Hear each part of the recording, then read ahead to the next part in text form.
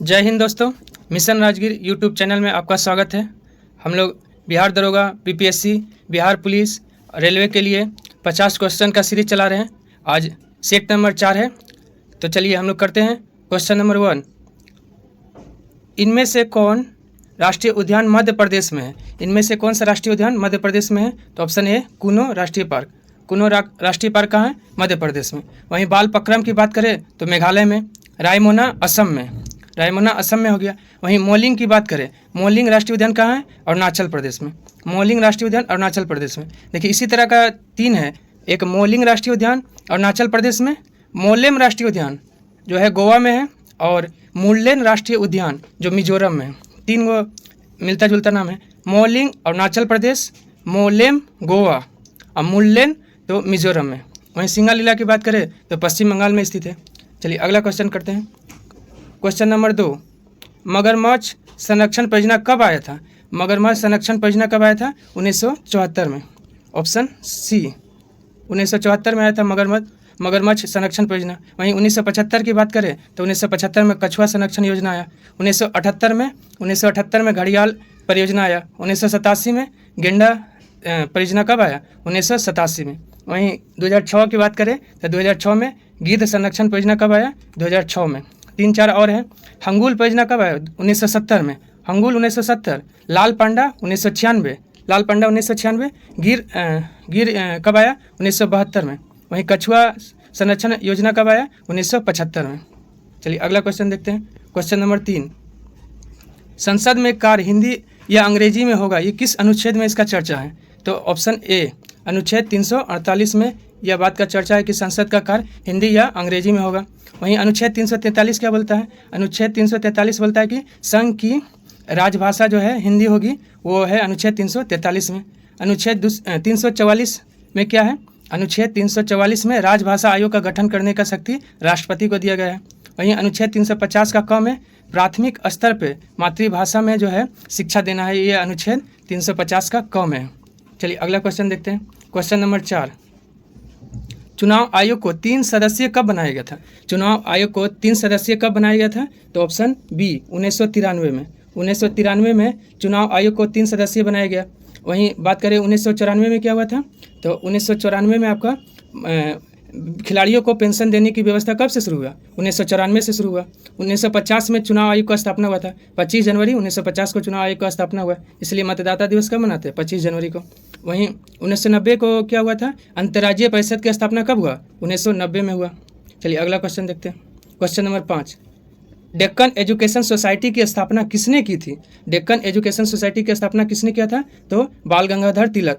Option C, बाल गंगाधर तिलक ने Deccan education society की स्थापना किया था। कब? 1884 में। 1884 में किए थे। उसके बाद है जस्टिस रनाडे जो है गोपाल कृष्ण के गुरु कौन थे?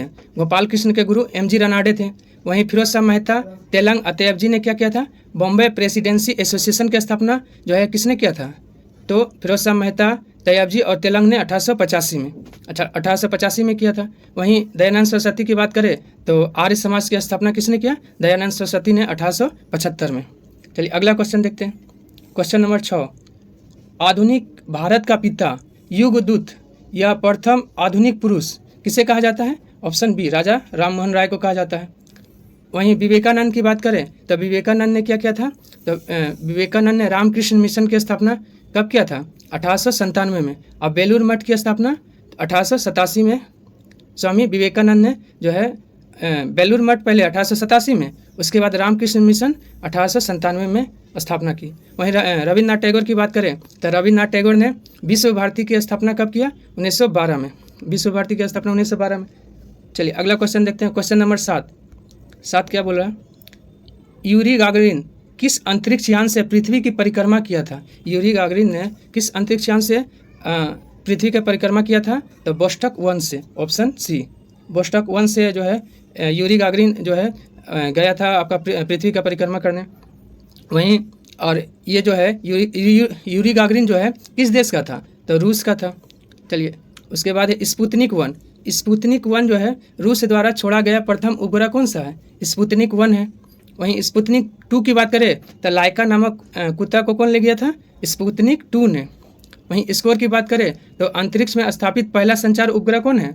स्कोर है। 8, क्वेश्चन नंबर 8, राकेश शर्मा अंतरिक्ष में जाने वाले पहले भारतीय कब बने? राकेश शर्मा अंतरिक्ष में जाने वाले पहले भारतीय 1984 में, ऑप्शन बी।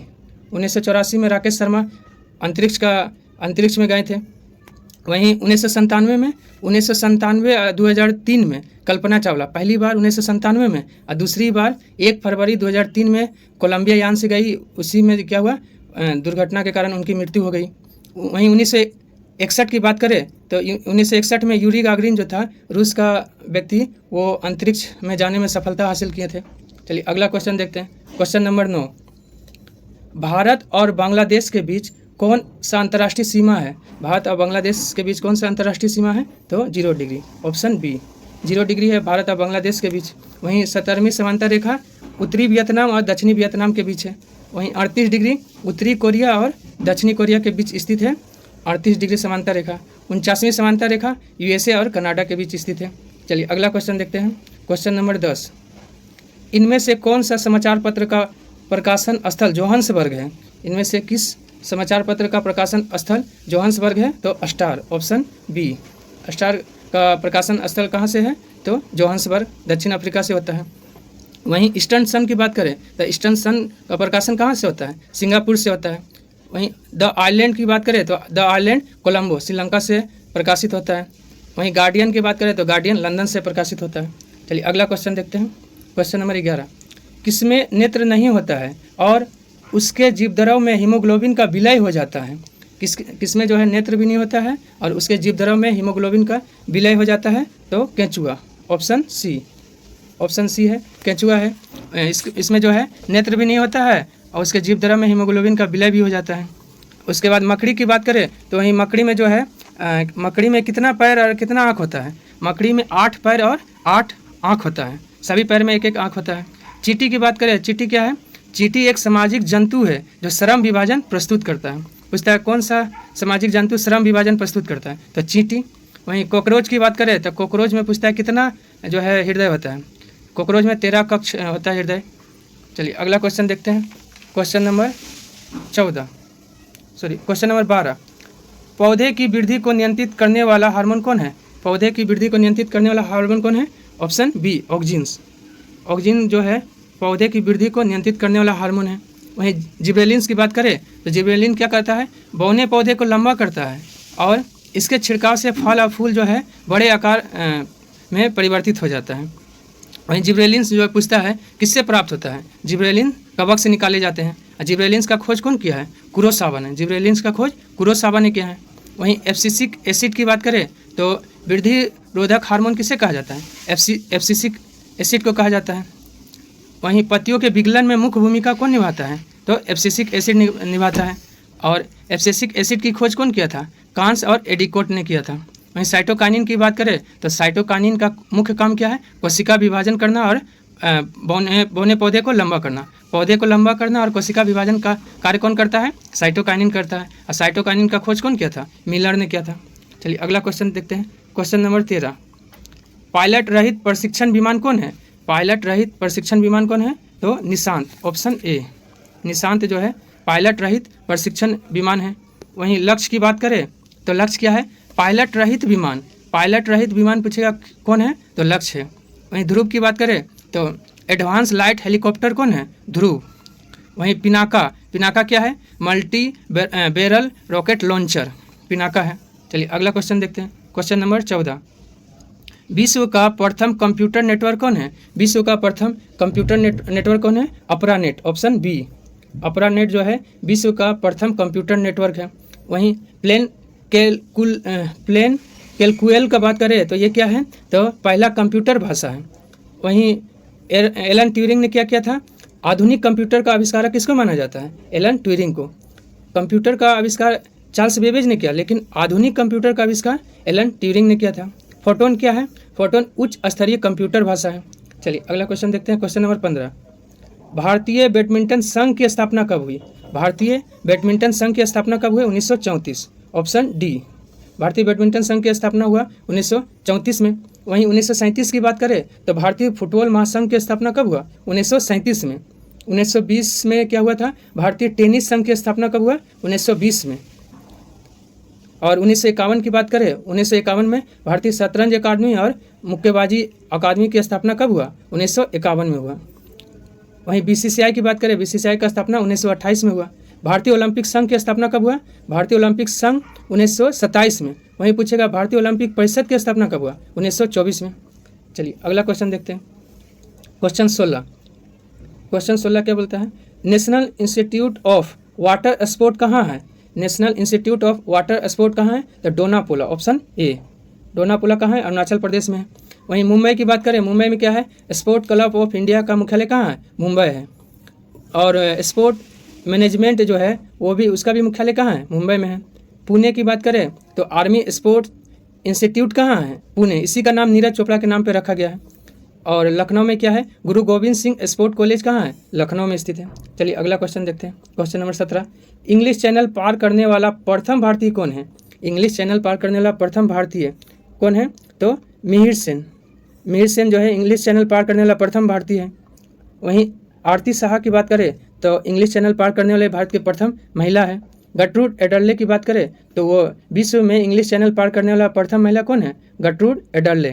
फ्रांसिस फिप्स क्या है, फ्रांसिस फिप्स ने उत्तरी ध्रुव को पार करने वाली प्रथम महिला, उत्तरी ध्रुव को पार करने वाली प्रथम महिला कौन है, फ्रांसिस फिप्स।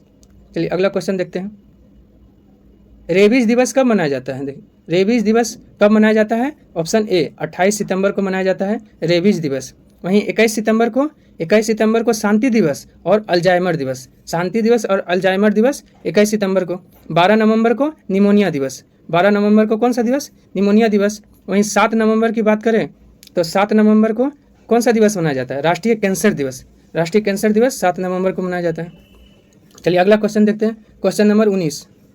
क्वेश्चन नंबर 19, राष्ट्रीय पत्रकारिता दिवस कब मनाया जाता है, राष्ट्रीय पत्रकारिता दिवस कब मनाया जाता है, तो ऑप्शन ए बी 17 नवंबर, 17 नवंबर को राष्ट्रीय पत्रकारिता दिवस मनाया जाता है। और कौन सा दिवस है, विश्व विद्यार्थी दिवस, विश्व विद्यार्थी दिवस और राष्ट्रीय पत्रकारिता दिवस 17 नवंबर को मनाया जाता है। वहीं 17 मई को विश्व दूरसंचार दिवस कब मनाया जाता है, 17 मई को मनाया जाता है। 26 नवंबर को कौन सा दिवस, राष्ट्रीय दूध दिवस और संविधान दिवस, राष्ट्रीय दूध दिवस और संविधान दिवस 26 नवंबर को मनाया जाता है। वहीं 11 अक्टूबर को जयप्रकाश की जयंती और अंतर्राष्ट्रीय बालिका दिवस, जयप्रकाश जयंती और अंतर्राष्ट्रीय बालिका दिवस 11 अक्टूबर को मनाया जाता है। चलिए अगला क्वेश्चन देखते हैं, क्वेश्चन नंबर 20। हिंदी भाषा के लिए सर्वप्रथम ज्ञानपीठ पुरस्कार जो है किसे मिला है, हिंदी भाषा के लिए सर्वप्रथम ज्ञानपीठ पुरस्कार मिला है सुमित्रा नंदन पंत को, ऑप्शन ए सुमित्रा नंदन पंत को मिला है हिंदी भाषा के लिए सर्वप्रथम ज्ञानपीठ पुरस्कार। कब, 1968 में मिला चिदम्बरा के लिए, चिदम्बरा के लिए 1968 में हिंदी भाषा के लिए ज्ञानपीठ पुरस्कार मिला है। वहीं फिराक गोरखपुरी को गुल ए नगमा के लिए उर्दू भाषा में के लिए पहला जो है ज्ञानपीठ पुरस्कार मिला है। सत्यव्रत शास्त्री को संस्कृत भाषा के लिए पुरस्कार पाने वाला पहला व्यक्ति तो सत्यव्रत शास्त्री 2006 में। वहीं अमिताभ घोष अंग्रेजी भाषा में ज्ञानपीठ पुरस्कार पाने वाला पहला व्यक्ति कौन है, तो अमिताभ घोष 2018 में। वहीं ज्ञानपीठ पुरस्कार की बात करें कब से शुरू हुआ, 1965 से। कितना भाषा में यह ज्ञानपीठ पुरस्कार दिया जाता है, देखिए 22 भाषा जो अनुसूची में जो शामिल 22 भाषा है वो प्लस अंग्रेजी और राजस्थानी, टोटल 24 भाषा में ज्ञानपीठ पुरस्कार दिया जाता है। इसमें राशि कितना दिया जाता है, तो 11 लाख रुपये।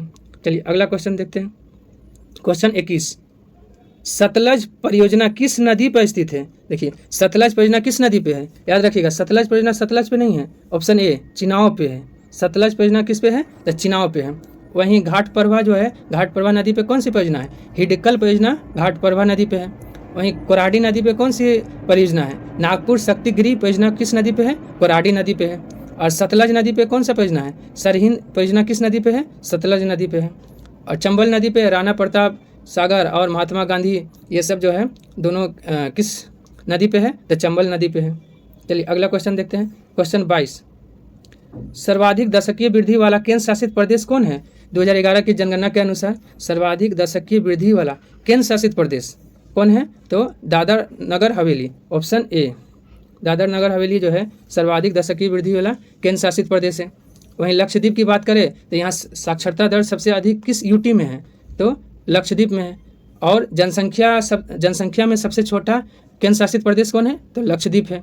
दमन एंड दीव की बात करें तो न्यूनतम लिंगानुपात किस केंद्र शासित प्रदेश में है? तो दमन एंड दीव में है, वहीं 618 है। वहीं अंडमान निकोबार की बात करें तो न्यूनतम जनसंख्या घनत्व वाला केंद्र शासित प्रदेश कौन है? अंडमान निकोबार। 46 है, प्रति वर्ग किलोमीटर में कितना व्यक्ति? 46।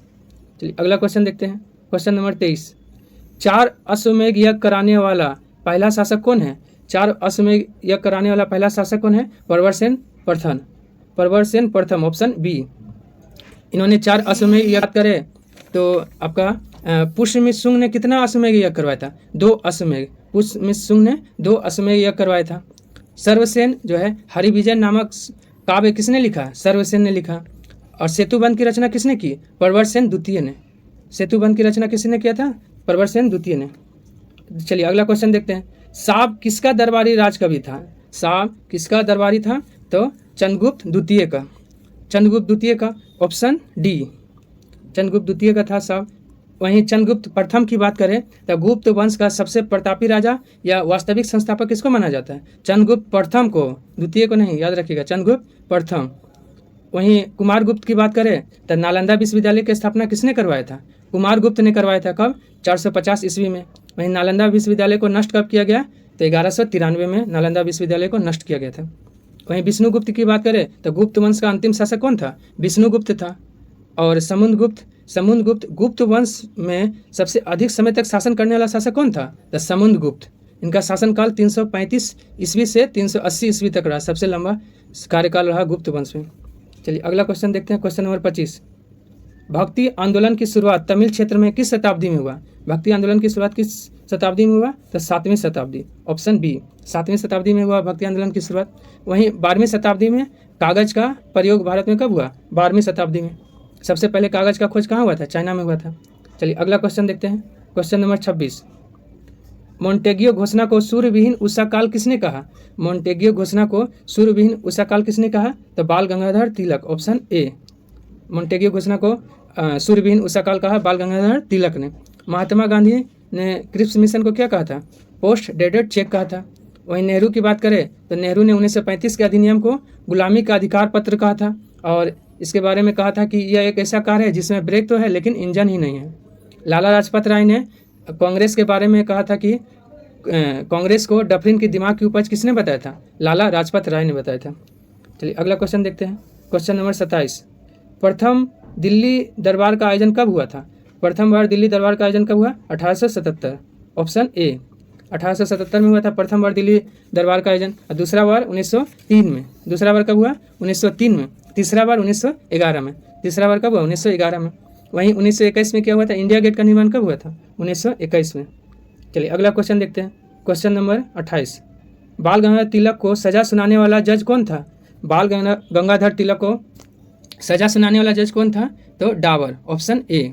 डावर ने बाल गंगाधर तिलक को सजा सुनाया था, ऑप्शन ए हो गया। वहीं जीसी हिल्टन ने किसको सजा सुनाया था? जीसी हिल्टन ने आपको भगत सिंह को सजा सुनाने वाला जज कौन था? GC Hilton. वहीं भूलाभाई देसाई की बात करें तो आज़ाद हिंद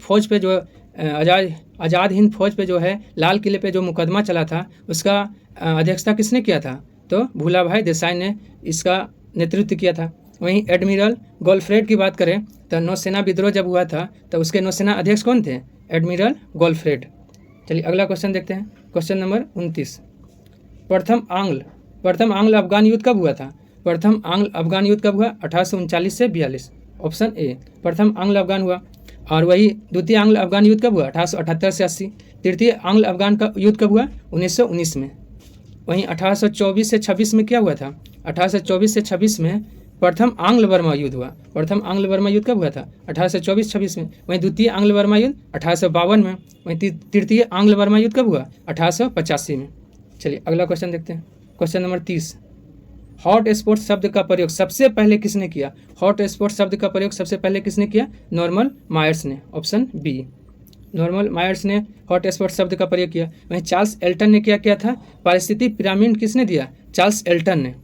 वहीं बायोडाइवर्सिटी शब्द कौन दिया है? WC रोसेन ने। बायोडाइवर्सिटी शब्द WC रोसेन ने। अर्नेस्ट हेकल ने। इकोलॉजी शब्द किसने दिया? अर्नेस्ट हेकल ने। चलिए अगला क्वेश्चन देखते हैं, क्वेश्चन नंबर 31। क्वेश्चन नंबर 31 क्या बोल रहा है? कन्नौज किस नदी के किनारे स्थित है? कन्नौज किस नदी किनारे है? ऑप्शन ए, गंगा नदी के किनारे है कन्नौज। वहीं महानदी के किनारे कौन सा है? संबलपुर। संबलपुर महानदी के किनारे हैं। वहीं बैतूर और सूरत किस नदी के किनारे हैं? ताप्ती। वहीं गोरखपुर की बात करें तो राप्ती नदी के किनारे। मुंबई किस नदी के किनारे? उल्लास नदी। मुंबई उल्लास नदी के किनारे हैं। वहीं जौनपुर और लखनऊ किस नदी के किनारे हैं? गोमती नदी के किनारे हैं। चलिए अगला क्वेश्चन देखते हैं। क्वेश्चन नंबर 32, परिदर्शक पति की अवधारणा किस जनजाति में पाया जाता है? मतलब विजिटिंग हस्बैंड की अवधारणा किस जनजाति में पाई जाती है? तो आपका नायर जनजाति में, ऑप्शन सी, नायर जनजाति में पाई जाती है। वहीं थारू जनजाति दीपावली को शोक के रूप में कौन सी जनजाति मनाती है? थारू जनजाति। वहीं मिथन त्यौहार कौन सी जनजाति मनाती है? नागा जनजाति मिथन त्यौहार मनाती है। वहीं जारवा की बात करें तो सबसे आद्य जनजाति कौन है? जारवा है, जो कहाँ पाया जाता है? अंडमान निकोबार में। और भारत की सबसे बड़ी जनजाति कौन है? भील है। चलिए अगला क्वेश्चन देखते हैं। क्वेश्चन नंबर 33, सबसे कठोर धातु कौन है? तो क्रोमियम, ऑप्शन सी, क्रोमियम सबसे कठोर धातु है। वहीं लिथियम की बात करें सबसे हल्का धातु कौन है? लिथियम है। ओस्मियम सबसे भारी धातु ओस्मियम है। चलिए अगला क्वेश्चन देखते हैं। क्वेश्चन नंबर 34, आधुनिक आवर्त सारणी में कितना अधात्विक तत्व है? आधुनिक आवर्त सारणी में कितना अधात्विक तत्व है? तो ऑप्शन बी, 22 अधात्विक तत्व है, जिसमें से 11 क्या है? गैस है, 1 द्रव है और 10 ठोस है, और 7 क्या है? 7 उपधातु है। चलिए अगला क्वेश्चन देखते हैं। क्वेश्चन नंबर 35, कार्बन मोनोऑक्साइड की विषैली प्रकृति को कौन सा अम्ल समाप्त कर देता है? कार्बन मोनोऑक्साइड की विषैली प्रकृति को कौन सा अम्ल समाप्त कर देता है? तो कार्बोलिक अम्ल, ऑप्शन डी, कार्बोलिक अम्ल समाप्त कर देता है कार्बन मोनोऑक्साइड की विषैली प्रकृति को। वहीं बेंजोइक अम्ल की बात करें तो घास में कौन सा अम्ल पाया जाता है? बेंजोइक अम्ल पाया जाता है। HCl को म्यूरिएटिक अम्ल कहा जाता है, म्यूरिएटिक अम्ल HCl को कहा जाता है। ऑयल ऑफ विट्रोल किसे कहा जाता है? H2SO4 को कहा जाता है ऑयल ऑफ विट्रोल। चलिए अगला क्वेश्चन देखते हैं। क्वेश्चन नंबर 36, मलेरिया शब्द का प्रयोग 1827 में किसने किया? मलेरिया शब्द का प्रयोग 1827 में किसने किया? तो मैकुलाच ने मलेरिया शब्द का प्रयोग किया था सबसे पहले। वहीं लेबरन ने क्या किया था? लेबरन ने मलेरिया परजीवी प्लाज्मोडियम का खोज किया था। परजीवी प्लाज्मोडियम का खोज कौन किया? लेबरन ने किया है। रोनाल्ड रोस ने मलेरिया परजीवी से मलेरिया होता है इसकी पुष्टि कौन किया है? रोनाल्ड रोस ने। वहीं रॉबर्ट कोच ने कॉलेरा और टीबी के जीवाणु की खोज कौन किया है? रॉबर्ट कोच ने किया है। चलिए अगला क्वेश्चन देखते हैं। क्वेश्चन नंबर 37, राष्ट्रीय एड्स नियंत्रण कार्यक्रम कब से प्रारंभ हुआ? राष्ट्रीय एड्स नियंत्रण कार्यक्रम कब से प्रारंभ हुआ? 1992, ऑप्शन ए, 1992 से हुआ राष्ट्रीय एड्स नियंत्रण कार्यक्रम। वहीं 1997 में राष्ट्रीय तपेदिक कार्यक्रम कब से? 1997 से। वहीं 1975-76 में राष्ट्रीय कैंसर जागरूकता अभियान, कब? 1975-76 में कैंसर। वहीं पल्स पोलियो की बात करें तो 1997-98 में पल्स पोलियो कार्यक्रम चलाया गया था। और 2004 में वंदे मातरम योजना कब चलाया गया था? 2004 में। चलिए अगला क्वेश्चन देखते हैं। क्वेश्चन नंबर 38, छोटी आंत की लंबाई कितनी होती है? छोटी आंत की लंबाई कितनी होती है? 7 मीटर, ऑप्शन बी, छोटी आंत की लंबाई कितनी होती है? 7 मीटर। वहीं बड़ी आंत की बात करें तो बड़ी आंत की लंबाई 1.5 मीटर होती है। चलिए अगला क्वेश्चन देखते हैं। Question number 39, walker cup, circuit cup, Dunhill cup किस खेल से संबंधित है? ये तीनों कप जो है किस खेल से संबंधित है? गोल्फ, ऑप्शन बी, गोल्फ से संबंधित है। वहीं जिम्नास्टिक्स से चाइना कप किस खेल से संबंधित है? जिम्नास्टिक्स से संबंधित है। तो एजार cup, classic cup, Radha Mohan cup, एजार cup, classic cup, Radha Mohan cup जो है किस खेल से संबंधित है? तो पोलो से संबंधित है। वहीं फुटबॉल की बात करें, Rovers Cup, Merdeka Cup, Durand Cup, ये सब किस खेल से संबंधित है? फुटबॉल से संबंधित है। चलिए अगला क्वेश्चन देखते हैं। क्वेश्चन नंबर 40, इबेरिया किस देश का विमान सेवा है? इबेरिया किस देश का विमान सेवा है? तो ऑप्शन डी, स्पेन का, ऑप्शन डी, स्पेन का है इबेरिया। वहीं कोपा की बात करें तो पनामा का कौन सा है? कोपा विमान सेवा। जर्मनी में लुफ्थांसा कहाँ का है? जर्मनी का है। यूके का जाट विमान सेवा कहाँ का है? यूके का है। रूस की बात करें तो एरोफ्लोट विमान सेवा कहाँ का है? रूस का है। चलिए अगला क्वेश्चन देखते हैं। क्वेश्चन नंबर 41, सबसे पहले वीटो का प्रयोग किस देश ने किया? सबसे पहले वीटो का प्रयोग किस देश ने किया? रूस, ऑप्शन सी। देखिए रूस ने सबसे पहले वीटो का प्रयोग किया और सबसे ज़्यादा बार भी वीटो का प्रयोग करने वाला कौन है? तो रूस है। वहीं अमेरिका की बात करें, अमेरिका ने सबसे पहली बार वीटो का प्रयोग कब किया था? 1971 में रोडेशिया के प्रश्न पर। वहीं चीन की बात करें तो चीन ने पहला वीटो 1972 में बांग्लादेश के यूएनओ में शामिल होने के प्रश्न पर किया था।